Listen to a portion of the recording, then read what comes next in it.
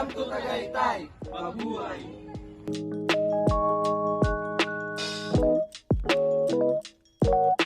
Tagaytay Picnic Grove is one of those places where you can fully appreciate nature's beauty and serenity.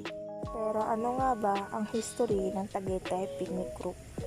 Mula 1956 hanggang 1964, noong panunungkulan ni Carlos P. Garcia at Justado Macapagal, sinikap ng Tagaytay na maging pangunahing destinasyon para sa mga turista sa pamamagitan ng pagpapaunlad ng picnic group. This 13-hectare picnic site was designed to give the public a place of relaxation, dining, and entertainment.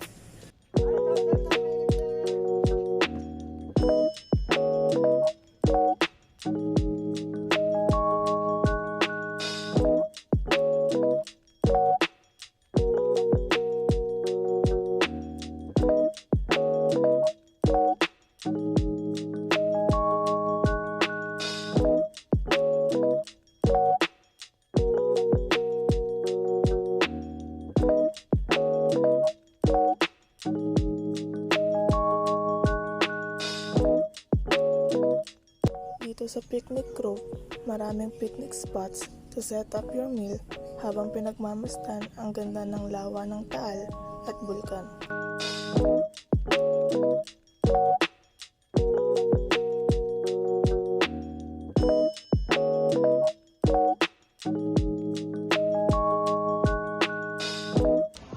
So yun guys, bumili muna kami ng milk tea. So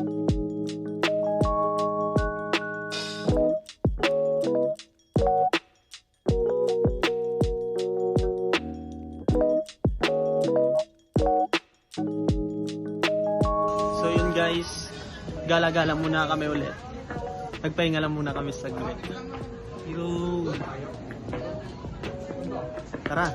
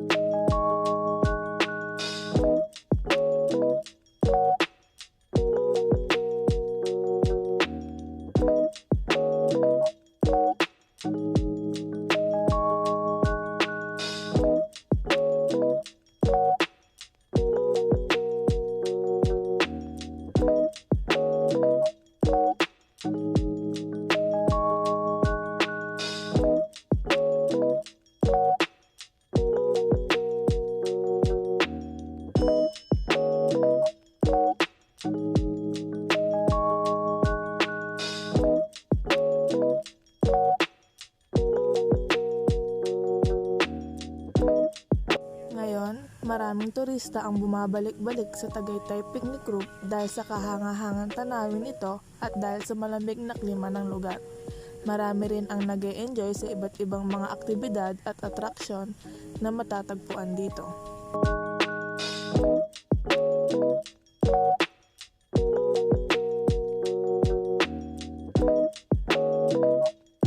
Isa sa mga aktibidad na matatagpuan dito ay ang horseback riding.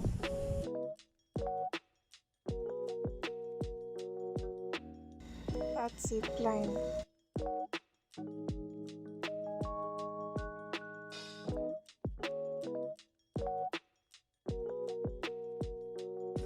Bukod sa mga iba't ibang activities ay meron din silang souvenir shops kung saan meron silang iba't ibang uri ng mga pasalubong at pagkain.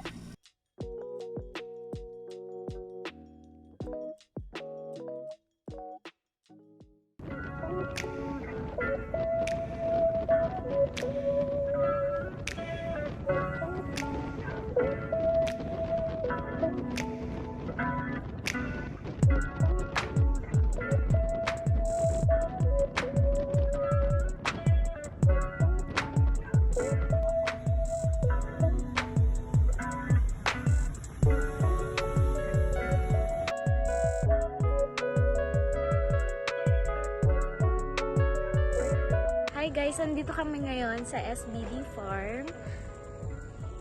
Ito yung last destination namin pagkatapos ng Picnic group Tagaytay. yes. Yan. Ang ganda. Lakad-lakad lang. Puro lakaran lang naman to. Ganda ng tanawin dito guys.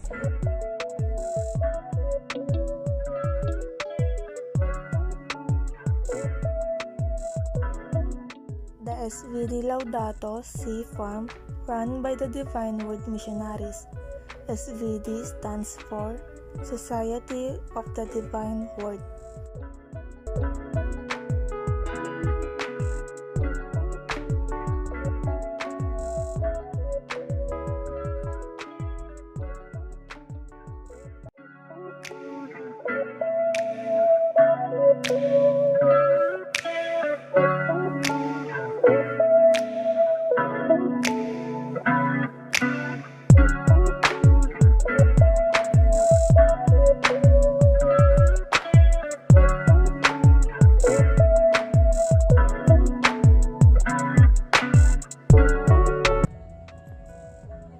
So, ito yung view niya up here.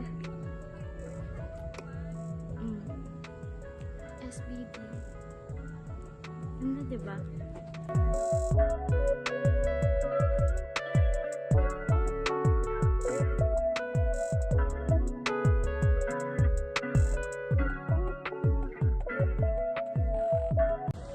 Hi guys, andito kami sa tuktok. As you can see, para siyang Switzerland vibes.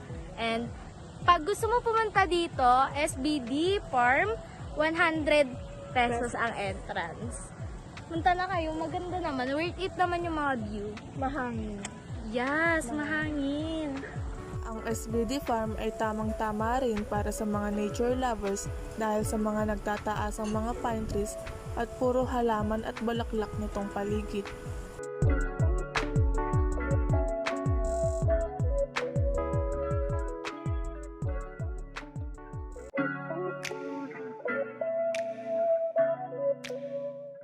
Ayan. Lalakad na naman kami. Puro lakad na lang to. Hill Wala yung mga boys namin. Sila ay nasa sasakyan. Kami ang magtuturo. Kita mo yan? Hindi mo mapupuntahan yan pag wala ka sa Tagaytay. Ayan. Wait lang, ano to? Eh, di ba dito? Ayan. Most Heart of Jesus. Ito siya.